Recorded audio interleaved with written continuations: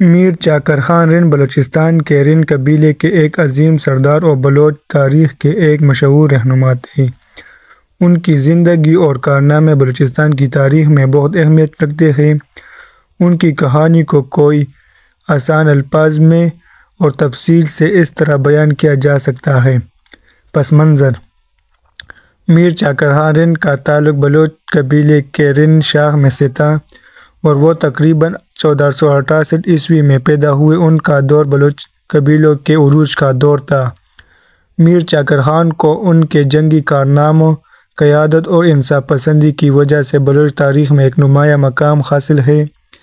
رن اور لاشار قبیلوں کی جنگ: میر چاکر خان کی زندگی کا اہم ترین واقعہ رن اور لاشار قبیلوں کے درمیان طویل جنگ ہے جو تقریباً 30 سال تک جاری رہی۔ اس جنگ کا آغاز ایک ذاتی جھگڑے سے ہوا تھا، لیکن بعد میں یہ دو بڑے قبیلوں کے درمیان طاقت اور اقتدار کی لڑائی بن گئی۔ میر چاکر خان نے اپنے قبیلے رن کی قیادت کی جبکہ لاشار قبیلے کی قیادت میر گہرام نے کی۔ جنگ کے اسباب: رن اور لاشار کی جنگ کا آغاز اس وقت ہوا جب میر چاکر خان کے والد میر شاہک رن کی وفات ہوئی اور قبیلے میں اختلافات پیدا ہوئے۔ لاشار قبیلے اور رن قبیلے کے درمیان ایک معمولی واقعہ یعنی ایک گھوڑے کی دوڑ کے دوران بدسلوکی نے اس جنگ کو ہوا دی۔ یہ جھگڑا بعد میں بڑی جنگ کی شکل اختیار کر گیا۔ میر چاکر خان کی قیادت: میر چاکر خان نے رن قبیلے کی قیادت میں کئی بڑی جنگیں لڑیں۔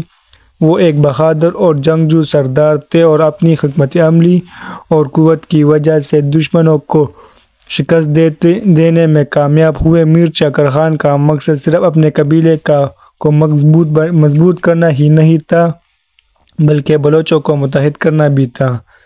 پنجاب کی طرف ہجرت: رن اور لاشار کی جنگ سے تنگ آ کر میر چاکر خان نے اپنے قبیلے کے ساتھ بلوچستان چھوڑنے کا فیصلہ کیا۔ وہ اپنے خاندان اور پیروکاروں کے ساتھ پنجاب کی طرف ہجرت کر گئے اور موجودہ پاکستان کے علاقے ساہیوال کے قریب آباد ہوئے۔ وہاں انہوں نے اپنے قبیلے کو دوبارہ منظم کیا اور علاقے کے حکمران بن گئے۔ اکبر اعظم کے ساتھ تعلقات: پنجاب میں آباد ہونے کے بعد میر چاکر خان نے مغل بادشاہ اکبر اعظم کے ساتھ تعلقات قائم کیے۔ اکبر نے میر چاکر خان کی بہادری اور وفاداری کو سراہا اور انہیں اپنے دربار میں شامل کیا۔ میر چاکر خان نے اکبر کے ساتھ مل کر کئی مہمات میں حصہ لیا اور مغل سلطنت کو مضبوط بنانے میں مدد کی۔